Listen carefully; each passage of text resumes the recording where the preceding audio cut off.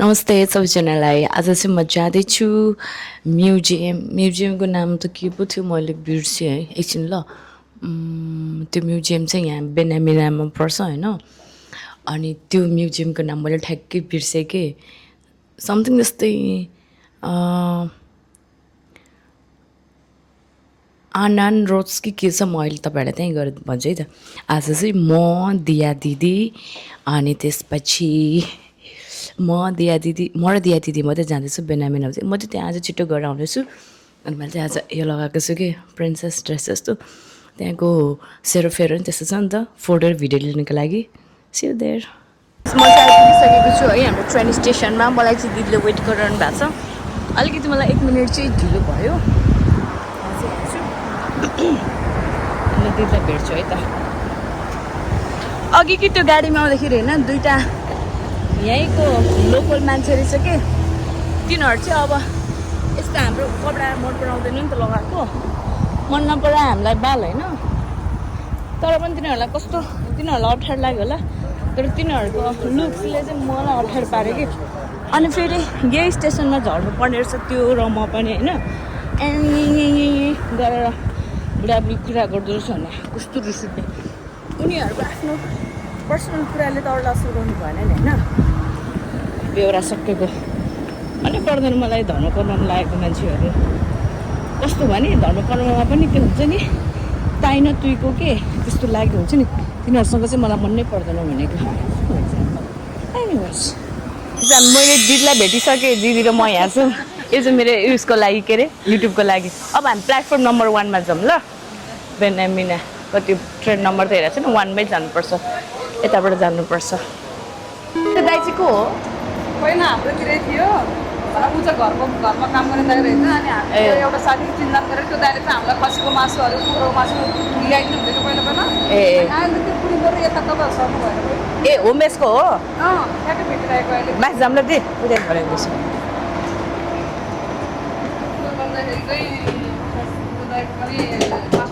हामी चाहिँ बेनामिना ट्रेन स्टेसनमा आयौँ। अब यहाँबाट बस चढ्नुपर्छ। 15-16 मिनट मात्रै लाग्ने रहेछ। त्यसपछि हामी पुग्नेछौँ हाम्रो म्युजियम। यो चाहिँ बेनामिना ट्रेन स्टेसन यस्तो छ है। अलिक डिफ्रेन्ट लाग्छ मलाई बेनामिना ट्रेन स्टेसन चाहिँ। र साथीहरू हामी चाहिँ यो निली म्युजियम भन्ने आइपुगिसक्यो। पुरै पिङ्क कलरको छ। यो चाहिँ एकछिनमा भित्र देखाउँछु ल। यहाँ रहेछ कि हामी यहाँ केही खानेकुरा पाउँछौँ कि किन्छौँ पहिला सुरु। यो पिङ्क कलर छ, राम्रो कन्सेप्ट है। पुरै पिङ्क कलरको छ कि भित्र। त्यो मेरो ड्रेस पनि आज म्याच भएको छ। यस्तै हो ड्रेस चाहिँ, कस्तो राम्रो छ। अहिले खुल्दैन। यसलाई देखाउँछु यहाँको वरिपरिको घरहरू कस्तो राम्रो राम्रो डिजाइनको घरहरू छ। पुरानो पुरानो भिन्टेज स्टाइलको। माइक चाहिँ जोइन गरेको छैन मैले, त्यही पनि है त। यहाँ रहेछ नि त। अनि के हो लेखेको यो त बुझ्दैन। हामी यो रेस्टुरेन्ट हो कि के हो थाहा छैन। अब हामी जाँदैछौँ ल।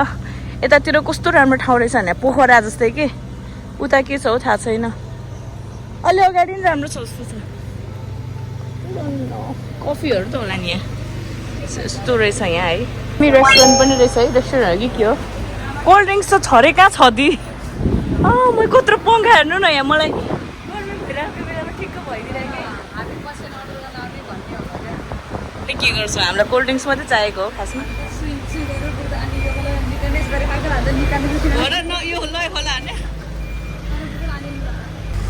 यो चाहिँ हामी यहाँ कोल्ड ड्रिङ्क्स खाने हो।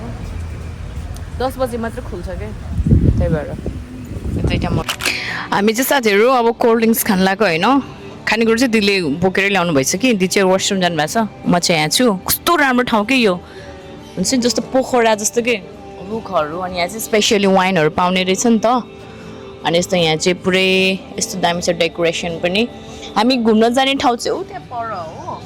अब पहिला यो गर्मी भयो कि यो कोक खाने, जुस खाने। अनि त्यसपछि हामी त्यहाँ जानुपर्छ। त्यो चाहिँ त्यसको सायद 10 बजी खुल्छ होला। म अब तपाईँहरूलाई यसको गल्लीहरू पनि देखाउँछु ल, कस्तो दामी छ भनेको। मैले फुटाइदिइसकेँ भने कि यो निकालेर हाल्नु न, म भिडियो गरिदिन्छु। दिदी आइसक्नुभयो। तपाईँ त पोखराको मान्छे, पोखरा जस्तै फिल भइरह होला। यस्तै त हुन्छ नि। हालिदिनु खानुहुन्न? नत्र नखानु है, चिसो छ भने छोडिदिनु। त्यति मात्रै खानु नत्र। यसमा यही खाइदिनु न त पर्दैन यो किन चाहिएर नखाइ यतिकै छोडिदिने म त खान्छु अनि चिसो सक्दैन पनि यो चिसो छ धेरै भयो अलिक चिसो खानु न त्यो त खानु केही पनि हुन्न अरूतिर जति पनि सक्छ चिसो र गुलियो पनि अलि सक्दैन क्या म चाहिँ गुलियो त्यति सक्दिनँ खानु न हामी हिँडेको छौँ हामीलाई अलिकति यो चिसो चाहिन्छ कि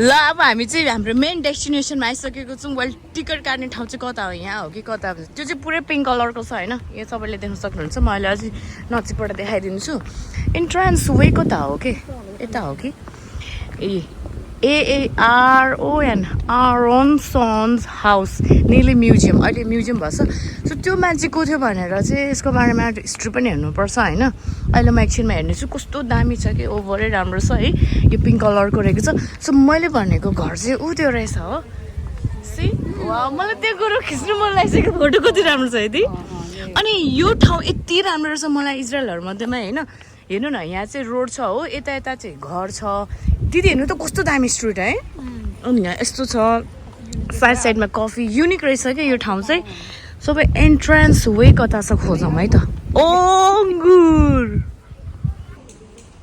यही घर रहेछ पिङ्क कलरको होइन कस्तो दामी के टिकट काउन्टर हेर्दैछ टिकट काउन्टर त्यता छ भनेर त्यहाँ छैन अरे यस्तो रहेछ है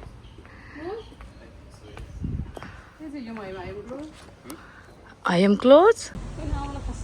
छैन पनि आउन नि मिल्ने रहेछ पिङ्क कलर लाउँदो रहेछ क्या पिङ्क रहेछ पुरै केही छैन के गर्नु साथीहरू हामी आउनु त आयौँ बाहिर मात्रै हेर्नु पायौँ बन्द रहेछ रिपेयरको कारणले 3 दिनसम्म बन्द अरे यो चाहिँ यस्तो थियो रहेछ यसको हिस्ट्री चाहिँ पढेर थाहा हुन्थ्यो आज बन्द छ सो हामी अब नेक्स्ट टाइम आउनेछौँ तर राम्रो छ है यो ठाउँ पिङ्क कलरको कपडा लगाएर आयो भने प्रिन्सेस जस्तै कस्तो दामी भिडियो पो आउँदैछ छुनु त त्यहाँ कस्तो दामी पो आउँदो रहेछ त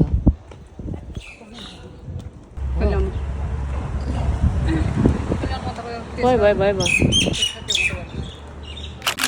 गाइस आज हामी कता घुमेको हामीलाई नै थाहा छैन पुरै यहाँको लोकल ठाउँहरू घुम्दैछौँ है यस्तो यहाँ चाहिँ भिन्टेज सप रहेछ कि पहिलाको सामानहरू यस्तो नेक्लेसहरू के पाउने भन्ने होइन यस्तो रहेछ दामी रहेछ जुत्ताहरू हेर न